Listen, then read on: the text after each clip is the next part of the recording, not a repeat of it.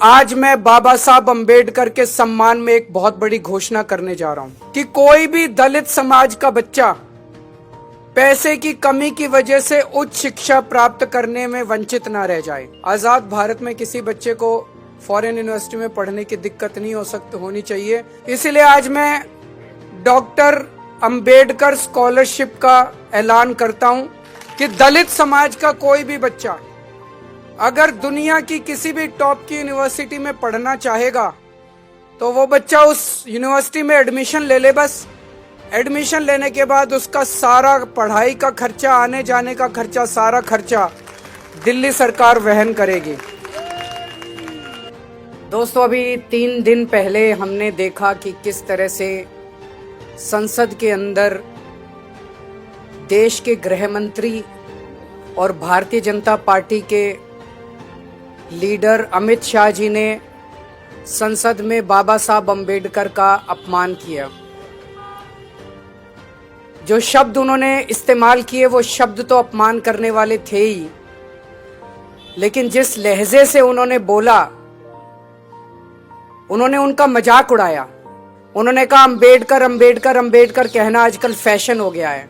उससे मुझे पर्सनली, मैं बाबा साहब अंबेडकर का अपने आप को भक्त मानता हूं, मुझे पर्सनली बहुत दुख हुआ और मैं समझता हूं कि बाबा साहब को चाहने वाले करोड़ों करोड़ों लोगों को दुनिया भर में बेहद पीड़ा पहुंची उससे। बाबा साहब अंबेडकर जब जिंदा थे तब भी अपने पूरे जीवन में उन्होंने इस तरह से बहुत लोग उनके समय में भी उनका मजाक उड़ाया करते थे, लेकिन किसी ने सोचा नहीं था कि आजाद भारत के अंदर भी ऐसा समय आएगा जब कोई पार्टी और कोई नेता इस तरह से खुलेआम संसद के अंदर, आज संसद किस वजह से है? संसद बाबा साहब अंबेडकर के संविधान की वजह से है। उस संसद के अंदर बैठ के बाबा साहब अंबेडकर का खुलेआम मजाक उड़ाया जाएगा, किसी ने सोचा भी नहीं था।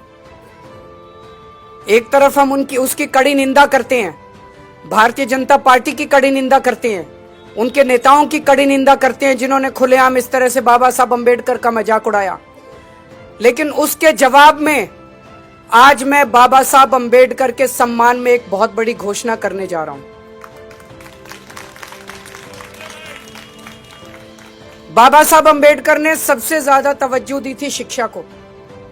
उन्होंने कहा था कि अगर हमारे समाज को आगे बढ़ना है तो एक ही चीज है जो हमारे समाज को एक पीढ़ी के अंदर सबको बराबर खड़ा कर सकती है, और वो है शिक्षा।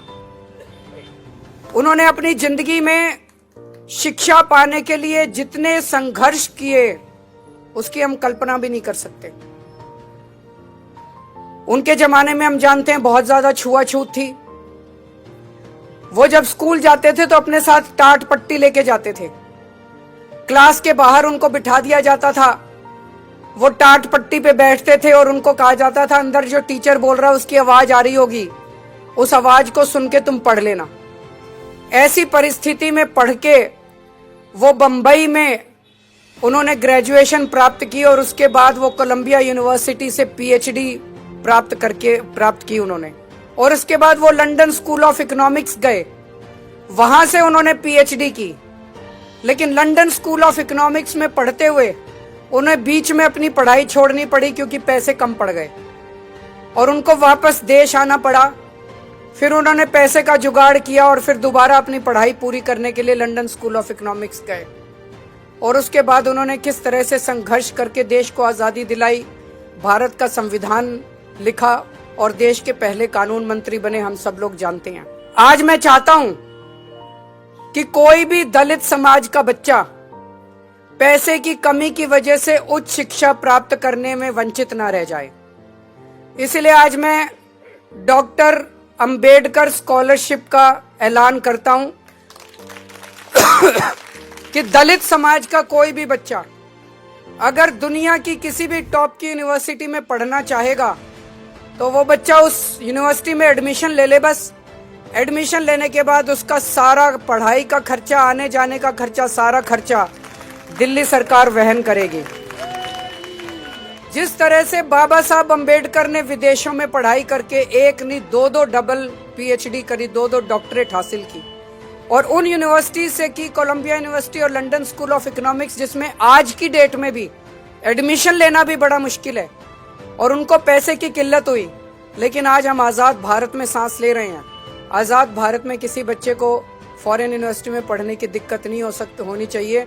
इसलिए आज मैं पूरे दलित समाज के लिए ये घोषणा कर रहा हूँ डॉक्टर अंबेडकर स्कॉलरशिप की, कि किसी भी बच्चे को विदेश में आप बाबा साहब अंबेडकर के बताए हुए पदचिन्हों पे चलिए, उनके जीवन में उन्होंने जो कुछ हासिल किया वो हासिल करने की कोशिश कीजिए, आपका साथ हम देंगे।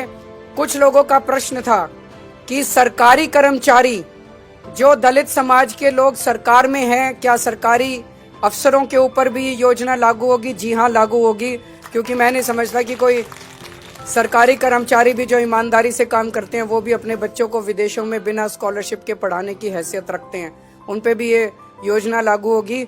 तो उन्होंने जो भारतीय जनता पार्टी ने और अमित शाह जी ने उनका मजाक उड़ाया, उसका जवाब आज हम इस योजना से पूरे दलित समाज के लिए दे रहे हैं। बहुत बहुत शुक्रिया। जय जय जय जय जय भीम, जय जय जय जय जय भीम।